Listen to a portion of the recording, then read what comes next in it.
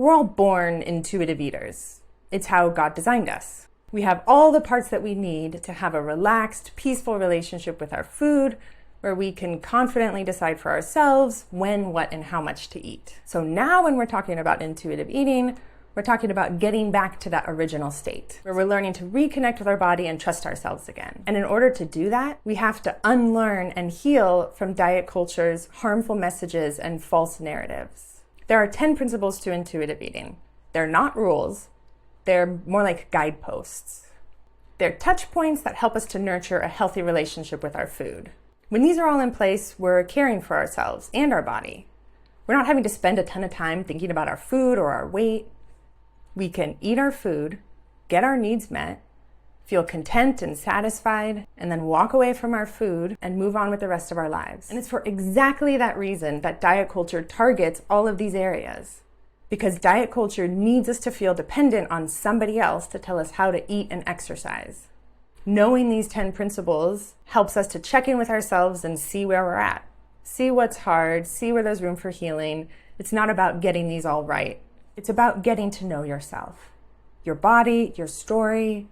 It's complicated, it takes time, and it looks different for all of us. It's a lifelong process of moving back towards the freedom that we had in the beginning. So here are the 10 intuitive eating principles that help guide us home.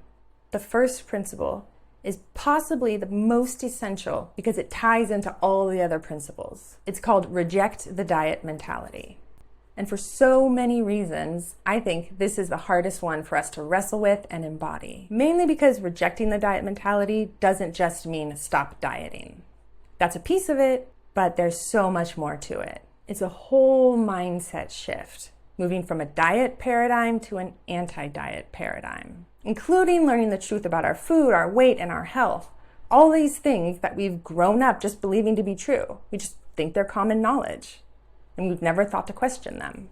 And it means learning all about weight stigma, learning how it's built into our very idea of health, our whole healthcare system, our whole understanding of food and weight and bodies. The second principle is honor your hunger. That means tuning in and letting our body's subtle hunger cues guide us. We listen and learn from them. Hunger is a good thing. It's our friend that helps us, not our enemy that we have to trick or avoid. The third principle is make peace with food. Making peace with food means that we're free to eat without restriction. In other words, we embrace the unconditional permission to eat. That means we don't have to wage war on bad foods or on our body for wanting to eat them. It even goes a step farther than that to acknowledge that there are no bad foods. The idea of good and bad foods is a diet culture myth. It's a moralization of our food based on diet culture's skewed ideas about health and weight. And it's built on all these other diet culture myths that say that thinner is always better and we're in control of our weight. And that our food and exercise choices determine our weight, which then determines our health. And none of that's actually true. That's not how God made our bodies to work. That's not what the research shows. The fourth principle is challenge the food police. That means recognizing, questioning, challenging the harsh inner critic voices in our head that try to keep us in line by reinforcing the food rules. That's why one big way that we challenge the food police is by exercising our autonomy. We get to make our own choices. Nobody else gets to tell us how to eat. The fifth principle is feel your fullness.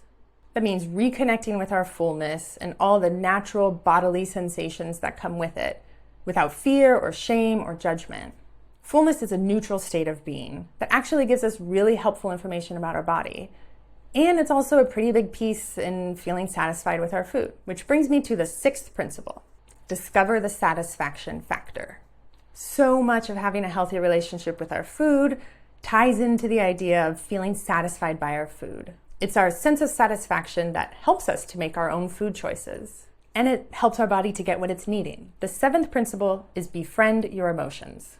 That means learning to become aware of what you're feeling in the moment and learning to treat that feeling like a friend. For a lot of us, it means healing from the shame of feeling like an emotional eater. Diet culture teaches us that some feelings are unacceptable and that food and feelings don't mix. But that's not true.